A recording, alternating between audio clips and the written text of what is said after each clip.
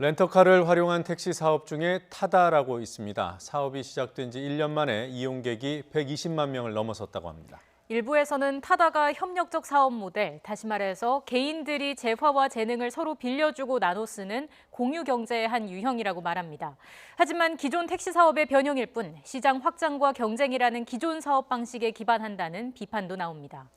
이런 타다가 사업 확장 계획을 내놨다가 보류하는 상황이 벌어졌습니다.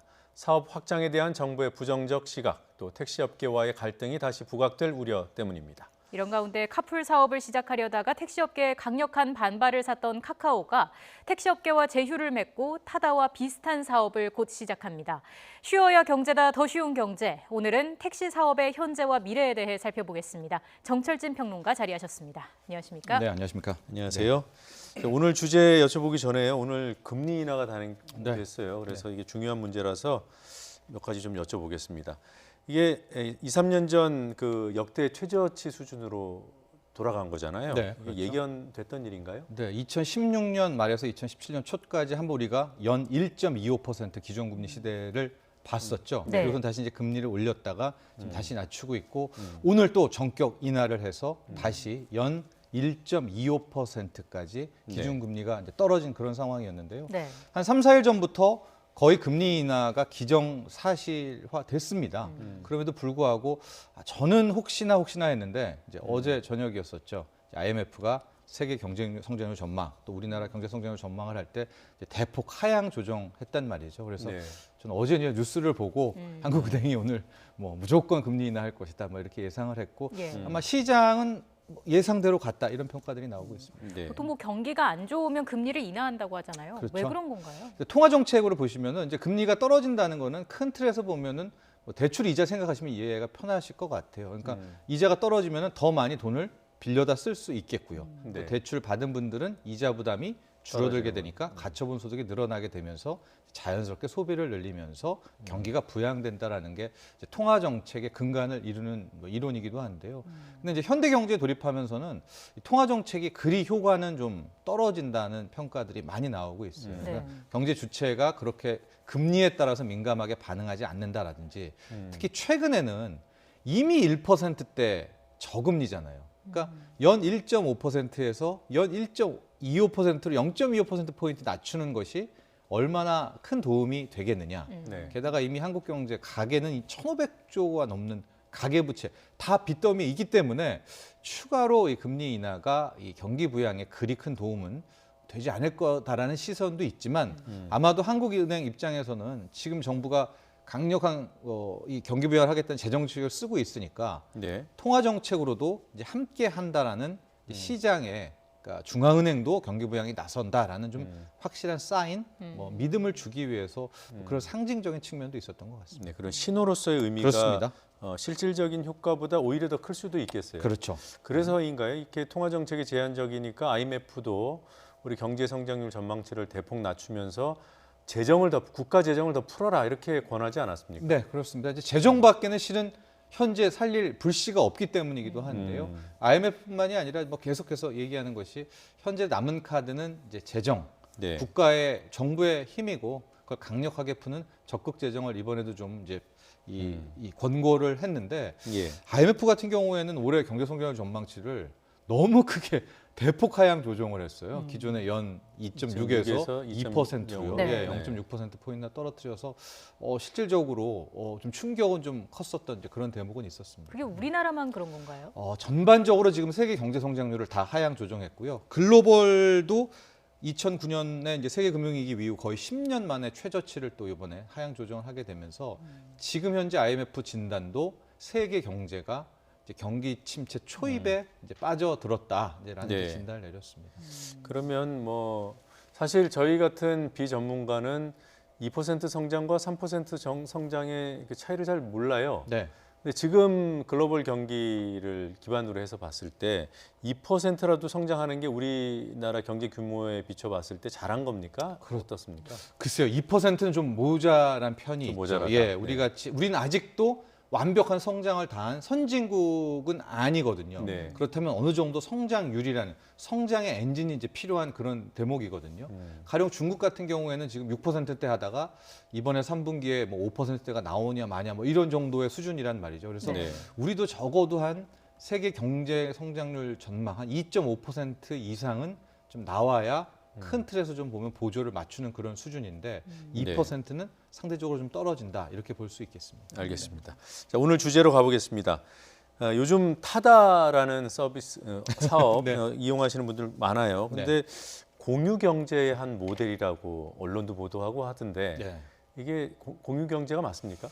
일단 제가 맞다 안 맞다를 평가하기 전에 우리나라에서 한국은행이 이제 연말이나 이런 때 이제 평가를 합니다. 뭐 네. 어떤 경제는 어느 정도 GDP에 뭐 차지했고라고 하는데 작년 말에 이제 우리나라의 공유 경제를 이제 정의하고 공유 경제 규모가 뭐 어느 정도 된다라고 이제 그런 이제 뭐 약 한 2천억 미만으로 나오게 됐는데 항목이 있군요. 예. 네. 거기에서 타다는 제외를 시켰거든요. 예. 즉 한국은행은 타다가 우리가 알고 있는 정통적인 공유 경제에 속하지 않는다. 이제 그렇게 네. 해서 제외를 시켰는데 그 이유가 뭐 조금 이따 자세히 설명하겠지만 처음에 2008년에 미국 그 하버드 대학의 이 로렌스 레식 교수가 공유 경제 적용했을 때는 큰 틀에서 공유 경제의 기반은 P2P입니다. 즉 개인과 개인이 이 서로의 그 어떤 물건을 공유하는 것이고요. 네. 물건이나 재화를 중간에 있는 회사는 하나의 플랫폼 역할 정도로만 하는 것을 공유 경제의 원론 이제 이데아라고 보고는 있는데 타다는 뭐 잘 보시면 알겠지만은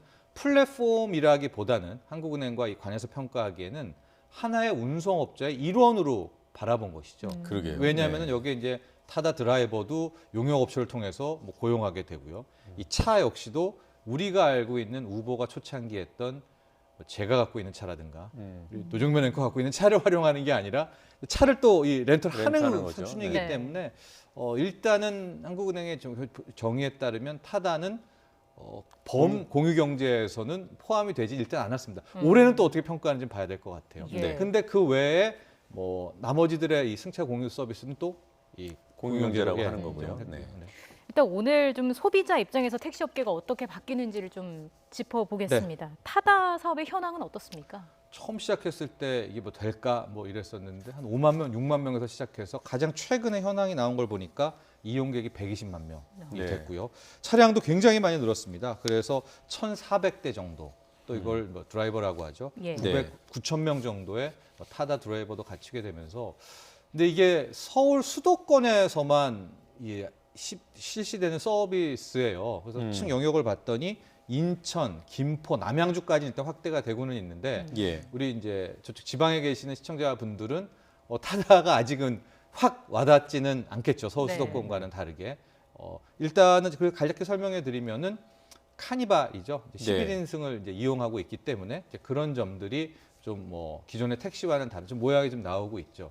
그리고 가장 뭐 논란이 됐던 것, 뭐 조금 있다가 타다 금지법에도 다시 한번 얘기를 하겠지만 기본적으로 렌터카 사업을 기반으로 합니다. 네. 여기에 이 드라이버를 함께 연동시켜서 그것을 소비자에게 이제 제공을 하게 되는 그런 승차 서비스다 보시면 될 텐데 차종을 보시면 저기 이제 타다 베이직 같은 경우에 11인승 승합차. 네. 그래서 저 초창기에서 이렇게 빠르게 성장한 데는 5명, 6명 택시 타기가 그 좀 버겁잖아요. 네. 그런 분들, 짐 많은 분들이 특히 젊은 층에서 굉장히 많이 이용을 하고요. 6인 이상이 됐을 경우에는 고속도로 또 전용 도로를 갈 수 네. 있다는 뭐 그런 장점들이 나오고 있고 요금 체계 같은 경우를 좀 보면 저기 이동거리 수준이라고 나와 있는데 아직까지 완벽한 솔루션은 타다에서 제공을 하고 있지는 않으나 택시 대비 같은 목적지에서 한 20%에서 25%가 더 비싼 것 비싸다. 같다라는 네. 게 이제 전원이 나오고 있고 예. 시간과 거리를 했을 때 2대 8 그러니까 거리를 80%를 더 많이 반영한다는 게 타다 측이에요. 그러니까 차가 막힐 때는 오히려 타다가 더 유리하다라는 얘기를 이제 사측에서는 하고 있습니다. 예. 이게 타다가 조금 전에도 봤습니다마는 1년 사이에 그야말로 급성장했잖아요. 그렇죠. 5만에서 120만 120만 이면 이용이면 뭐 그 여세를 몰아서 사업을 확장하려고 했어요. 최근에 확장 계획도 발표를 했고 그랬다가 또 다시 보류를 했습니다. 그렇습니다. 무슨 일이 있었던 겁니까? 이것 때문에 실은 오늘 이 아이템을 갖고 온 거고요. 어제 그제까지 뭐 한 주간 계속 떠들썩했었던 게 이제 연말까지 지금은 이제 1,400대 수준인데 이거를 10,000대까지 네. 증차하겠다라는 이슈를 꺼내 들어왔는데 이게 왜 중요하냐면 당초에 이제 카카오 있었지 않습니까? 카카오 예. 모빌리티의 카풀 서비스를 갖고 정말 기존의 택시 업계와 엄청난 충돌이 있었고 참 뭐 온갖 산토 끝에 상생 협의안이라는 게 이제 나왔거든요. 네. 그때 핵심 내용은 앞으로 이런 새로운 승차 공유 서비스가 사업을 확대하려면 기존에 있는 이 택시 면허를 사고 그만큼을 증차하는 확대하자라는 게 이제 협의안의 핵심 목적이었었는데 그게 면허 총량제지요. 그게 면허 총량제입니다. 네. 그러니까 대략 지금 뭐 가격은 제가 확실히 말씀드리지 못하지만 시세를 보면 개인 택시 면허가 한 7,500만 원에서 8천만 원, 법인 택시가 한 5천만 원 선이라고 한다면 그거를 면허를 이제 앞으로 새롭게 뛰어드는 데는 그거를 사고 이제 그거에 대한 대가를 치르고 확대를 해야 된다라는 이제 그런 상생안으로 어느 정도가 이제 협약을 맺게 됐었는데 네. 예. 지금 갑자기 10,000대를 늘린다는 것은 그때 맺었던 저 면허 총량제를 무시하는 처사라고 보여지는데 근데 이 대목에서 그냥 10,000대치 돈 낸다는 뜻 아니야라고 할 수 있겠지만 저기 예. 세 번째 항목을 보시면은 이제 앞으로 그러면 어느 정도까지가 가능하냐 감차분을 연간 한 900대 정도로 이제 서로 협의를 했거든요. 네. 왜냐하면 택시 기사분들도 그 기존에 갑자기 포기할 수는 없는 거 아니겠습니까? 예. 그분들도 이제 생활을 해야 되니까. 그러니까 저 연간 900대, 1,000대 수준이라고 하면 10,000대를 확정하려면 거의 한 10년은 10년. 걸려야 되는 건데 지금 연내한다라고 하니까 바로 뭐 어마어마한 반론이 나왔고 정부도 뭐 나서게 돼서 오늘 오전에 나온 것은 일단은 그 10,000대 증차하겠다는 것은 이제 안 하겠다라고 이제 판결은 나는 네. 그렇게 됐었는데 그 사이에서는 저 면허 총량제를 어겼다 타다치기 이것이 거의 핵심 그동안의 갈등의 고리였었습니다. 저 예. 면허 총량제가 아직은 시행이 안 되고 있어요. 이제 입법화가 돼야 되는 건데 네. 정부는 그러니까 입법화하겠다는 의지가 강한 거거든요. 강하죠. 왜냐하면 저걸 그대로 두면은 이제 뭐 이것도 저것도 안 되는 채로 계속 또 갈등만 커지니까 그때 당시 이제 저렇게 하겠다는 측면이 있었는데 또 여기서 이제 타다가 갑자기 10,000대 들고 나와서 당시에 뭐 전문가들이나 기자들도 왜 갑자기 저걸 뻔히 알 텐데 타다가 네. 그랬을까라는 그 이면에 대한 이야기도 좀 많이 나눠봤거든요. 근데 아마 타다 쪽의 생각은 제가 정확히는 뭐 타다 쪽을 대변할 수는 없겠지만은 네. 이게 이제 너무 늦다고 생각했던 것 같아요. 연간 900대, 1,000대를 해가지고 언제 사업 확장을 하냐. 그래서 마치 이제 공론화하려고 승부수를 막 이렇게 10,000대 이런 식으로 좀 그럼 공론화가 되고 이슈몰이가 될 수 있지 않겠습니까? 네. 그래서 이렇게 초강수를 모르지는 않았을 거 아니에요. 네. 반발이 예. 들어올 줄 모르지는 않았을 것이다. 않았었는데 오히려 또 그런 측면을 타다는 노린 것이 아니냐 이런 분석도 가능할 것 같습니다. 타다 베이직 같은 경우에는 단거리 요금도 조정한다고 하잖아요. 네, 네. 이것도 뭐 택시 업계와의 마찰을 좀 피하기 위한 방법인 그렇죠. 건가요? 뭐 여러 가지 이야기들 뭐 나오고는 있는데 기본적으로 타다가 일단은 증차를 하지 않으면 뭐 사업 확장도 좀 힘들게 되는 것이고요. 특히 이제 서울 수도권 베이스를 하고 있지만 뭐 회사 입장에서는 더 넓은 쪽으로 사업 확대를 좀 하고 싶어하는 이제 그런 욕구가 있는데 오히려 타다 입장에서는 이제 상생안을 족쇄가 된다. 뭐 이런 식의 느낌을 받았을 수는 있을 것 같습니다. 네. 그러면 지금 택시 업계는 타다가 그나마 비싸니까 네. 좀 손님을 덜 뺏긴다고 생각하는데 네. 지금 택시 요금이 좀 올랐잖아요. 그렇죠. 그러니까 이제 비슷해졌단 말이에요. 네. 그래서 타다가 이 가격 격차를 조금 더 늘리기 위해서 택시 업계의 요구에 따라서 올린 측면도 있는 거죠. 네, 그런 것도 있지만 계속해서 말씀드리지만은 지금 저 1,400대라는 사이즈로는 타다도 영업을 네. 지속할 수 없다. 그렇죠. 예, 그런 측면이 있어서 분명히 저런 갈등이라든가 분란도 알았겠지만 한번 이렇게 뭐 10,000대 증차라는 카드를 던져놓고 다시 받고 뭐 이런 식으로 갔을 확률이 굉장히 높습니다. 그러면 저 900대 그 택시 업계에서 연간 900대 감차하고 감차하는 거 넘기는 넘기는 거죠. 이게 변화 가능성이 없지는 않겠습니다. 그렇죠. 아마 좀 시간이 되고 어느 정도 좀 상생안도 좀 되고 또 소비자들, 국민들의 반응도 굉장히 중요한 거 아니겠습니까? 네. 경기에 따라서 이제 조절이 될 수는 있겠죠. 네.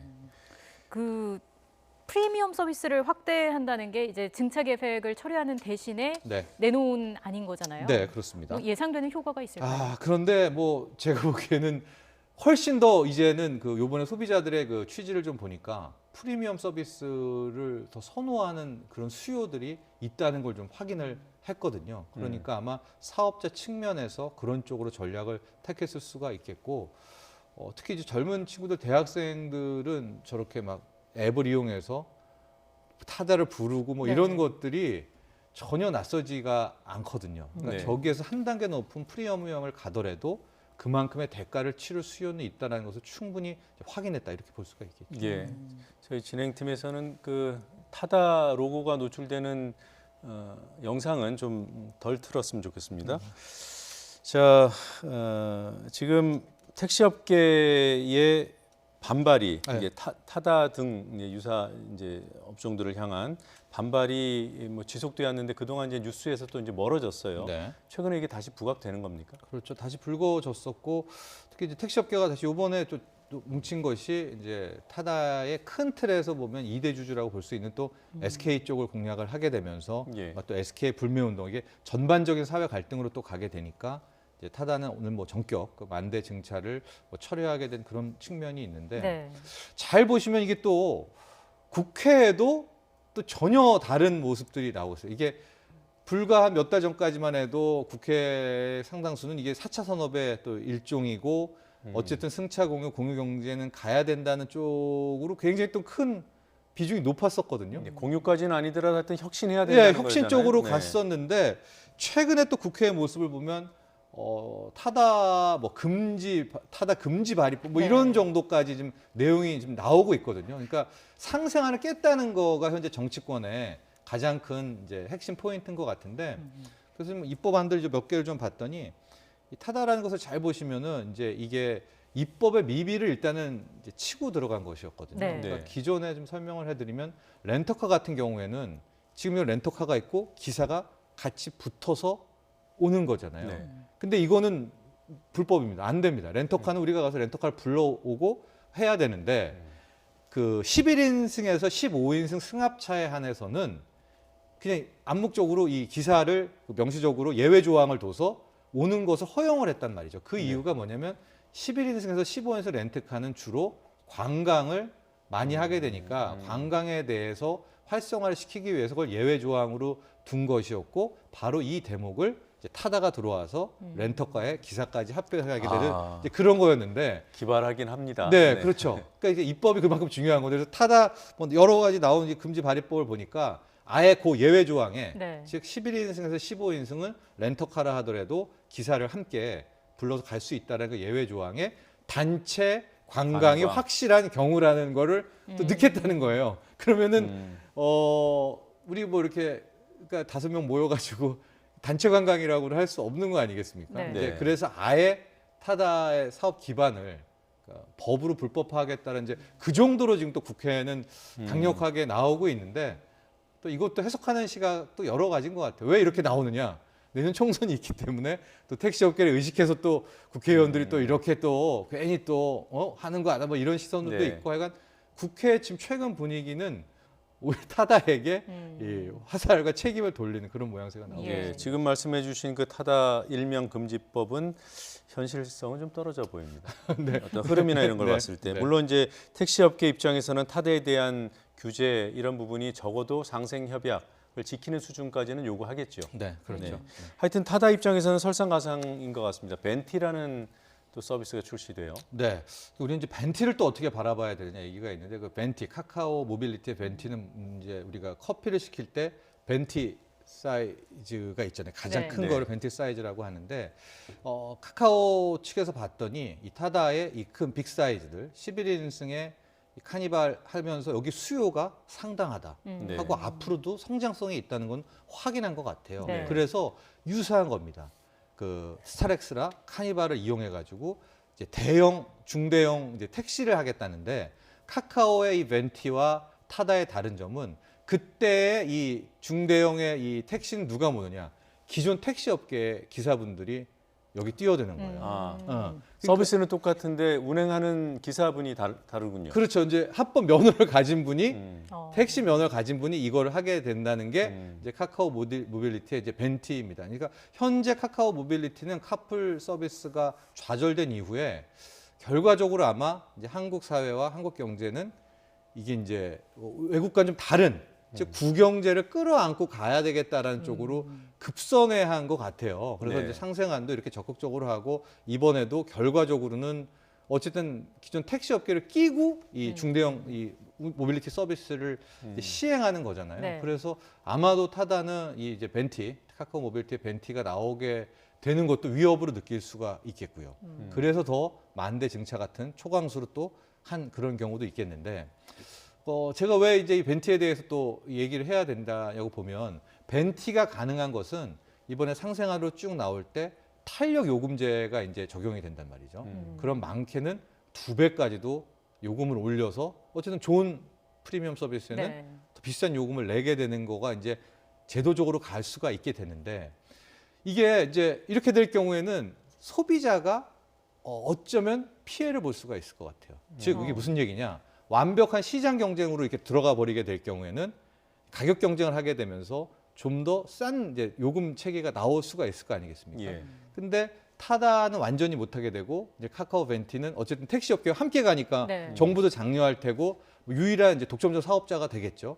그렇게 될 경우에는 그 가격이라든가 요금의 이 결정에 있어서 소비자는 좀 더 다양성을 원하면서 경쟁을 요구할 텐데 예. 오히려 또 이런 뭐 독과점 아닌 독과점 차원에서 더 비싼 요금을 지불해야 될 수도 있지 않을까 이제 이런 우려가 또 벤티에는 나오는 시선도 있죠. 현재로서는 그런 것이고요. 네. 지금 택시업계와 이렇게 협력하는 모델이, 그러니까 벤티 같은 모델이 또 나올 수는 있는 거죠. 독점적인 이제, 건 아니잖아요. 예, 그렇죠. 근데 그러나 아마도 택시까지 다 끌어안고 덩치도 있고 자본력도 있고 한 곳은 이미 선점도 했고요. 네. 거의 이제 카카오 모빌리티가 카카오가 독보적이다. 독보적이기 때문에 또 그런 우려도 함께 나오는 것 같습니다. 지금 평론가님께서는 타다와 벤티의 지금 현재 경쟁 구도에서는 벤티가 다소 유리해 보이는 거군요. 왜냐하면 정부와 지금 이 택시업계 지지를 택시 받기 업계에 때문에. 어마어마한 지지를 받고 있기 때문에 그렇죠. 네. 자, 시장의 반응은 어떻게 네. 나타날지 그것도 궁금해집니다. 네. 네, 오늘 말씀 여기까지 듣겠습니다. 맞습니다.